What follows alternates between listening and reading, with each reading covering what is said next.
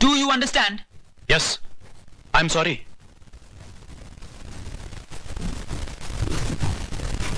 Then drink and dance.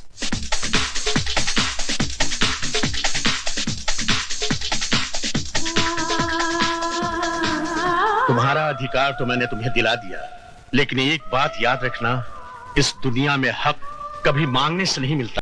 जाओ, जरूर जाओ।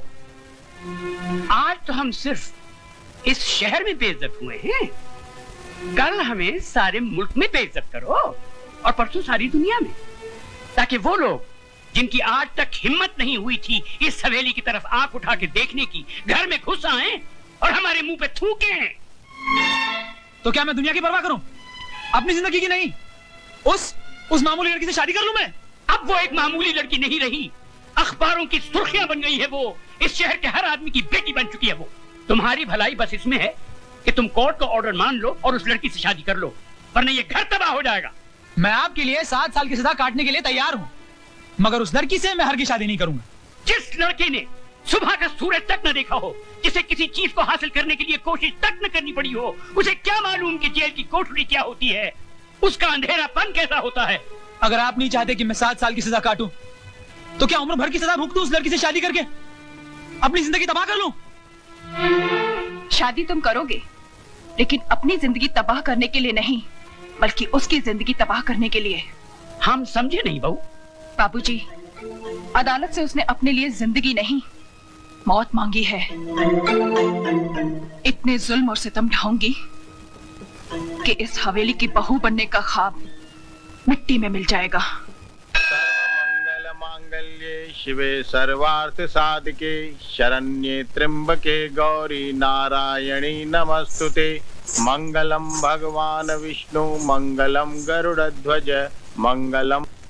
हार पहना बेटी।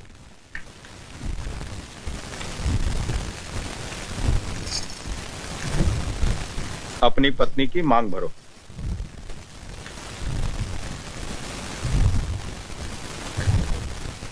ऐसे नहीं बेटा, इस सिंदूर का अर्थ तो समझ लो। तुमने एक बार अपनी पत्नी की मांग में सिंदूर भर दिया तो तुम्हारे जीते जी ये सिंदूर कभी नहीं मिटेगा।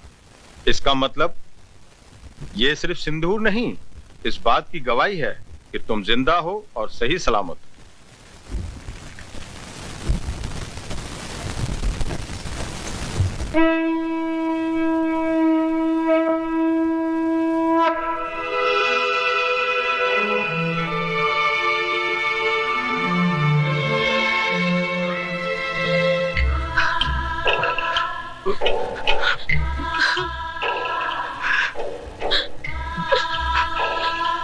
जा बेटी जा, मैं वाहिगुरु से झोली फैला के तेरी खुशियों की भीख मांग लूंगा।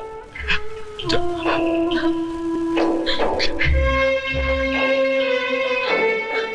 तुम्हारा अधिकार तो मैंने तुम्हें दिला दिया, लेकिन एक बात याद रखना, इस दुनिया में हक कभी मांगने से नहीं मिलता, छीनना पड़ता है।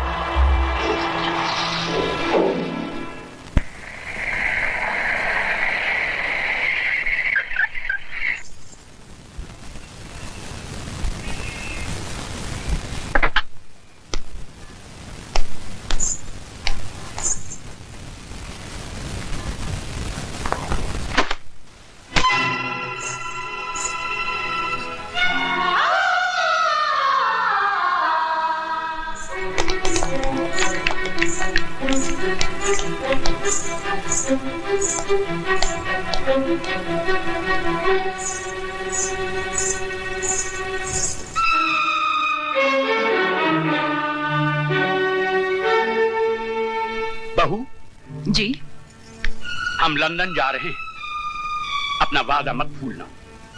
हमारे आने से पहले ये कूड़ेदान का कचरा इस घर से बहुत दूर होना चाहिए। आप फिक्र मत कीजिए बाबूजी, ऐसा ही होगा।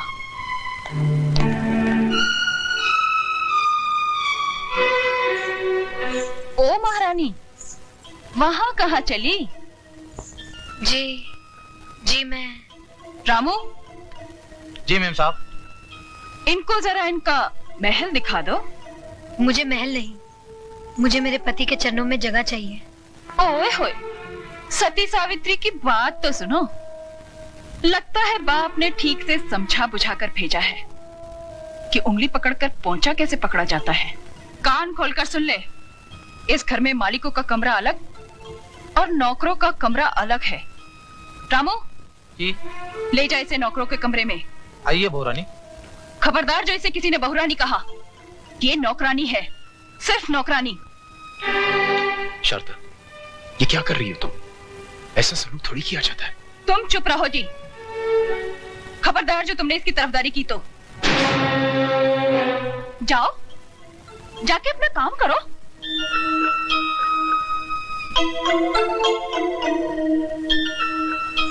ए, मैंने तुझसे क्या कहा, सुना नहीं क्या?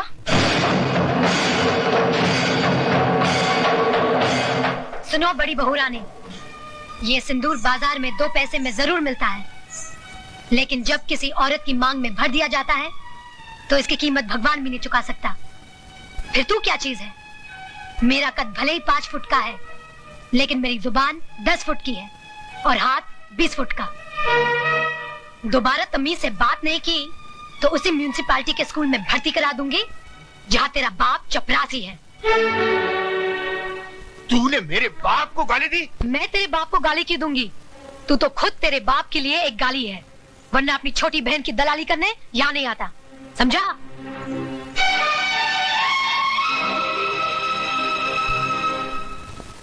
अयो स्वामी, आज खुशी का दिन है, फिर आपका बैटरी काय को डाउन है?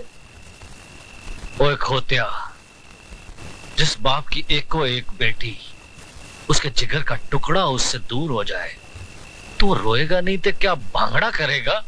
देखो दारजी, हॉर्न का वायर ब्रेक में मत घुसाड़ो। अरे हमारा बहन कितना बड़ा घोर में शादी करके गया है। ये भी कोई शादी थी? मेरी बच्ची की ख्वाहिशें उसके दिल में ही रह गई। कैसे कैसे ख्वाब देखे थे उसने। बैंड बाजे के साथ उसका दूल्हा घोड़ी पे सवार होके बारात लेके आएगा, हजारों लोग उसके ब्याह में शरीक होंगे। इतना शोर ना शनाई, ऐसे बिना हुई बच्ची जैसे टोली में नहीं आरती में जा रही हो।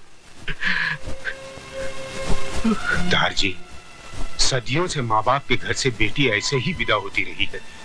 आप तो सिर्फ दुआ कीजिए कि उस घर में खुश रहे।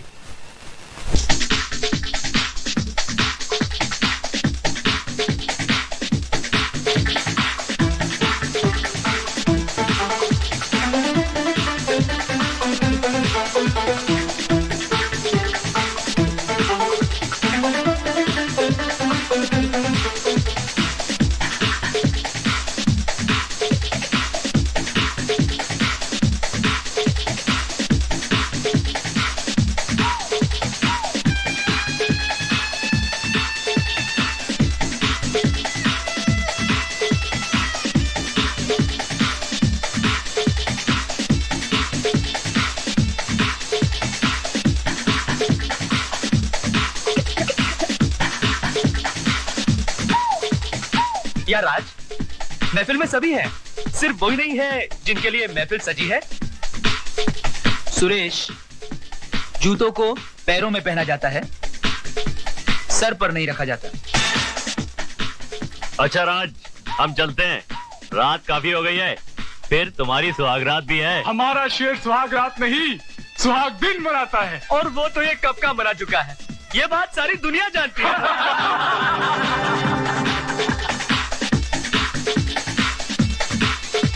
राज, हंसी मजाक बहुत हो चुका है यार, अब तो भाभी को बुलाओ।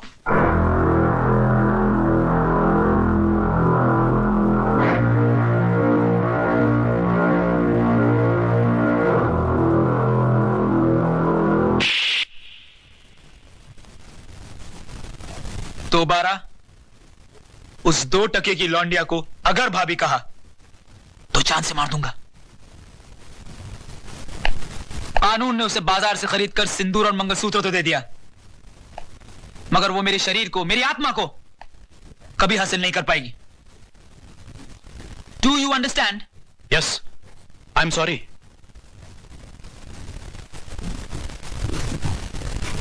Then drink and dance.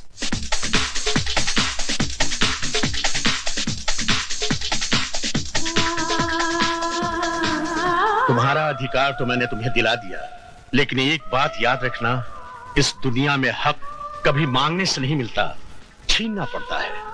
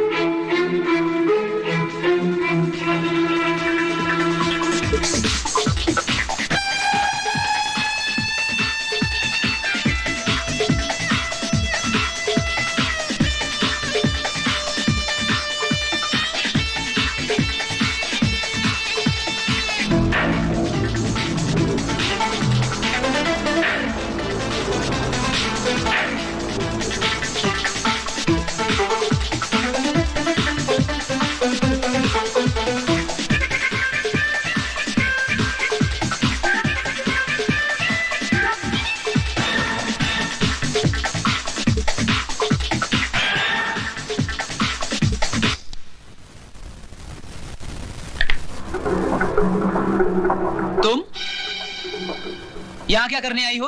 अपना अधिकार लेने। तो फिर जाओ और जाकर उसी अदालत का दरवाजा खटखटाओ। जज साहब, सिंदूर और मंगलसूत्र के साथ साथ मुझे पति का शरीर भी दिलवा दीजिए। औरत अभी इतनी कमजोर नहीं हुई कि हर वक्त भीख ही मांगती रहे। वो छीनना भी जानती है। तो आगे बढ़ो और छीन लो राज को मुझसे।